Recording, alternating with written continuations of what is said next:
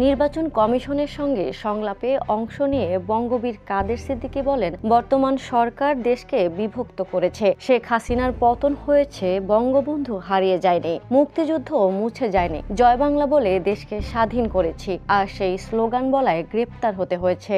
আমাদের লোকেরা সর্বসময় সর্বত্র জয় বাংলা, জয় বঙ্গবন্ধু বলবে। রোববার দ্বিতীয় দিনের সংলাপে তিনি বলেন, জামায়াত মুক্তিযুদ্ধের অন্যায় নিয়ে খাস দিলে, ক্ষমা চাইলে তাদেরও ভালোবাসতাম। একদিনের জন্যও আমাদের সাথে কোনো কথা বলে নাই। কাদের সিদ্দিকী বলেন, আল্লাহর গজবের কারণে শেখ হাসিনার পতন হয়েছে। এদিকে এনসিপিও আন্দোলনের পর অনেক বাজে কাজ করেছে।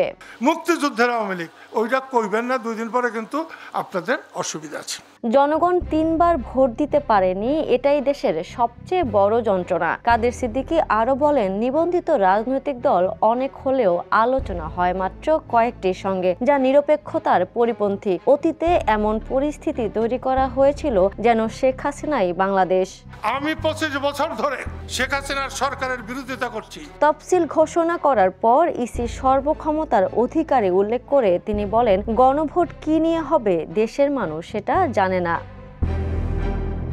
তিনি আরো বলেন, আওয়ামী লীগকে ভোট করতে না দিলে তাদের 40 থেকে 45% মানুষ ভোট বিমুখ হবে। গণভোট ইসির নিন্দা কারণ হয় কিনা তা দেখার বিষয়ে উল্লেখ করে তিনি বলেন, সংখ্যাগরিষ্ঠ ভোটারকে বাইরে রেখে ভালো নির্বাচন করতে পারবেন না। Desk report, the news. দেশে দেশে সবার সাথে, দ্য নিউজ।